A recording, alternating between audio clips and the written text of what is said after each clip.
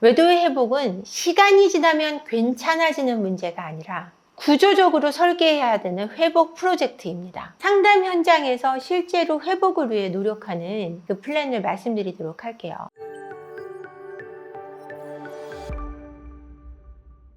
주먹구구식으로 무조건 시간이 지나면 될 거야 라고 믿으시면 결과는 참담합니다. 그래서 단계적인 그리고 구조적인 플랜이 필요한데요. 첫 번째 단계는 그 상간녀 상간자와 완벽히 차단해내는 겁니다. 이 1단계를 위기 안정화라고 하는데요. 첫 번째 이 단계에서의 목표는 관계 파를 멈추고 관계 파괴를 방지하셔야 됩니다. 쉽게 말씀드리면 드자비를 하지 마셔야 된다는 얘기예요. 이 단계가 실패하면 회복은 불가능합니다. 외도를 완전히 차단하고 감시하고 추궁하고 폭언하는 모습을 멈추셔야 합니다. 당장 이혼이나 재결합을 결정하진 않습니다. 우리가 고민해 봐야 될 문제라는 것에 합의를 보고 시작하시는 거죠. 하지 말아야 할 것은 진실을 말하라고 추궁하는 것과 사과 요구를 반복하시거나 주변 사람에게 알리는 것을 금지하셔야 합니다. 지금은 결론을 내릴 시간이 아니라 무너지는 것을 멈추는 시간인 거죠. 두 번째 단계는 진실을 정리하고 책임을 구조화하는 겁니다. 모호함을 제거하고 이건가 저건가 그랬나 안 그랬나 기다 아니다 이런 모호함을 제거한 후에 신뢰 회복의 토대 만들기를 시작하는 단계입니다. 외도 사실을 한 번만 확실하게 구조적으로 정리하는 겁니다. 언제, 얼마나 됐으며 언제부터 언제까지인지 현재는 어떤 상태인지 이야기 나누게 됩니다. 외도자의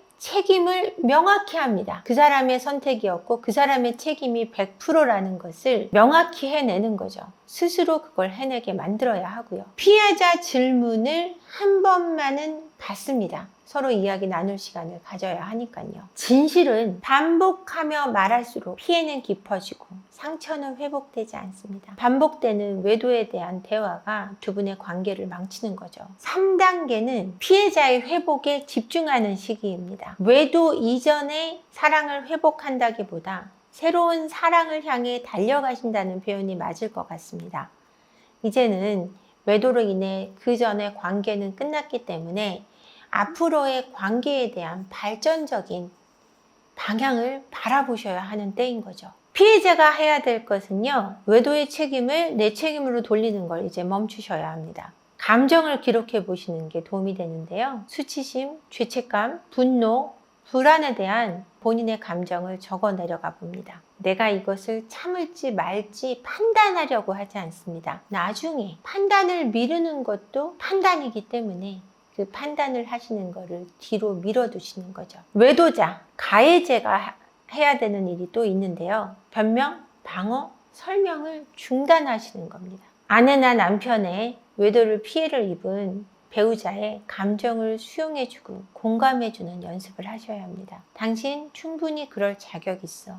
그럴 수 있어. 미안해. 라는 깊이 있는 공감과 수용. 그것이 지금 피해 배우자의 회복을 도울 수 있습니다. 피해자가 안정되지 않으면 어떤 회복도 불가능하기 때문에 2단계는 매우 중요합니다. 그래서 집중적으로 공감하고 수용하고 본인의 탓을 하는 것을 멈추는 단계가 되어야 할 것입니다. 네 번째, 외도 원인을 구조화합니다. 왜 그랬을까? 왜 이렇게 돼버렸을까? 나는 왜 외도에 빠졌는지에 대한 분석을 하실 때입니다. 외도자의 개인 요인이 무엇인지, 중년의 위기인지, 우울감인지, 또는 인정 욕구인지, 나의 결핍이 뭔지 분석해 가야 되는 단계고요. 부부관계 구조도 점검해 보셔야 되는데요. 우리가 언제부터 대화가 멈췄는지, 부부관계에는 어느 정도 우리가 함께 힘을 썼는지, 만족하는지, 역할이 고착화되어 있지는 않은지, 감정을 방치하지는 않았는지에 대한 분석들이 들어가야 하는 때입니다. 원인을 분석한다 그래서 외도를 정당화하는 것은 아닙니다. 그 부분도 명확히 하셔야 하고요. 원인을 분석하는 건 앞으로 더 사랑하기 위해서지 외도를 정당화하거나 합리화하기 위한 방식은 아니라는 거죠. 5단계입니다. 재계약, 이 결혼의 재계약과 재설계를 해나갑니다. 예전 부부로 돌아가지 않는 겁니다. 새로운 커플로 탄생되시는 거죠. 반드시 합의해야 하는 부분이 있는데요. 제 외도 시 어떻게 할 것인지, 두 번째, 어떻게 투명성을 보장할 것인지.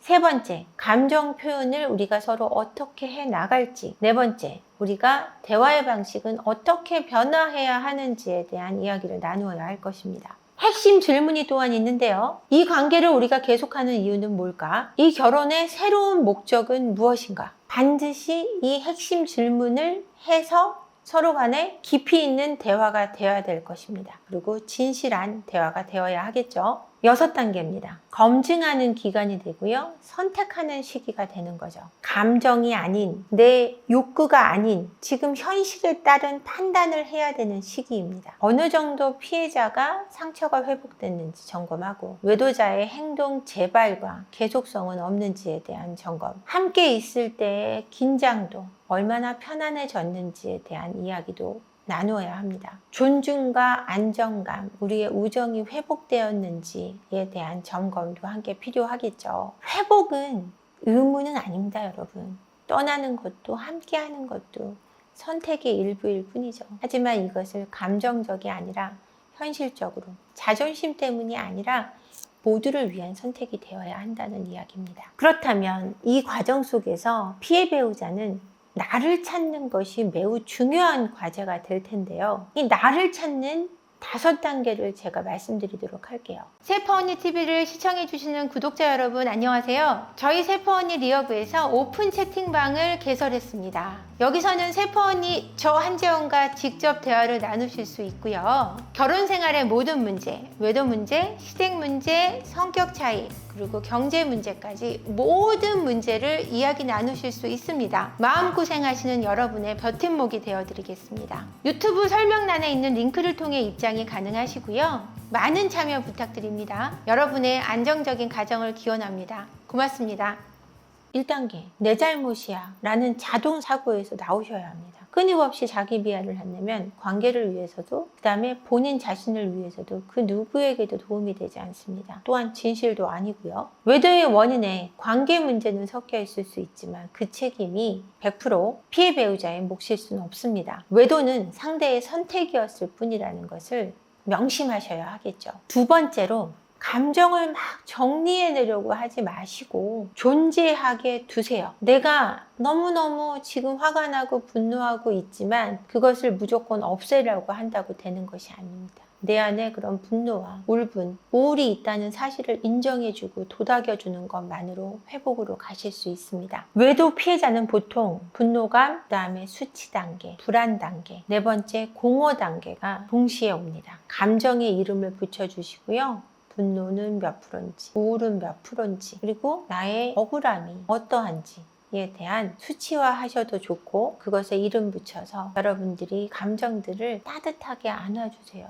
울분하고 화내는 건 너무 당연할 수 있습니다. 너무 감정을 통제하려고 애쓰지 마시고요. 너무 긍정적이라고 애쓸 필요도 없습니다. 일단 본인 그대로의 감정을 인정하고 안아주세요. 3번째 단계로 아빠나 엄마로서 또는 아내나 남편으로서가 아니라 나로서를 복원시켜 나가 보셔야 됩니다. 외도를 피해 입은 사람들은 이렇게 얘기합니다. 아무것도 좋지 않아요. 그 어느 것도 내가 좋아하는 게 있지 않고 하고 싶은 것도 없고 먹고 싶은 것도 없어요 라고 이야기하게 돼요. 본인 자신이 사라졌다라고 믿어버리게 되거든요. 질문을 한번 던져보세요. 결혼 전에 나는 어떤 사람이었는지, 그때 나를 살아있게 했던 것은 무엇인지, 지금 다시 그 시절로 돌아간다면 내가 뭘 하고 싶은지 질문해 주세요. 그리고 본인을 바라보세요. 나로서 나를 바라보는 것은 나를 찾는 가장 좋은 방법입니다. 4번째 단계로는 나를 갉아먹는 행동을 멈추셔야 합니다. 외도 이후 피해를 입은 피해 배우자는 무의식적으로 자기 파괴 단계에 들어가게 되는데요. 휴대폰 감시하는 것에 중독적인 증상을 보이고 강박적으로 행동하게 되고 상간녀의 SNS, 상간자의 SNS, 카톡의 프로필에 집착하게 됩니다. 가해 배우자의 반응에 하루 종일 흔들리고 휘몰아치게 되죠. 이 행동들은 진실을 찾는 행동이 아니라 자기 자신을 파괴하는 행동이라는 것을 아셔야 해요. 그곳에 집착할수록 나는 피폐해집니다. 5단계는 이 관계 속에 내가 있어야만 완전한 것이 아니라 이 관계를 떠나도 나는 안전하다는 사실을 아셔야 합니다. 회복의 끝은 재결합이 아닙니다. 선택권을 내가 갖는 것입니다, 여러분. 스스로에게 물어보세요. 이 관계만이 나에게 가치가 있는지, 나는 이 관계를 왜 붙잡고 있는지 명확히 하세요. 끝내기 위한 방법이 아니라 계속 가기 위해서라도. 외도는 당신의 가치 증명서가 아닙니다, 여러분. 회복 또한 관계 회복만이 있는 것이 아니라 자아 회복에 중심이 있습니다. 나를 찾아야 이혼, 재결합, 보류 등을 선택할 수 있는 선택권을 가지실 수 있어요. 외도의 회복은 가정에 있어서 매우 중요합니다. 하지만 여러분, 나를 회복하는 것은 내 인생에 있어 가장 중요한 문제입니다. 외도에 쓸려서 떠밀려 가지 마시고 여러분의 인생의 주체를 잡으시길 바랍니다. 오늘도 영상 끝까지 봐주셔서 감사하고요. 구독과 좋아요, 또 알림 설정, 많은 댓글들, 회복을 위한 여러분들의 노력들을 댓글에 남겨주세요. 고맙습니다.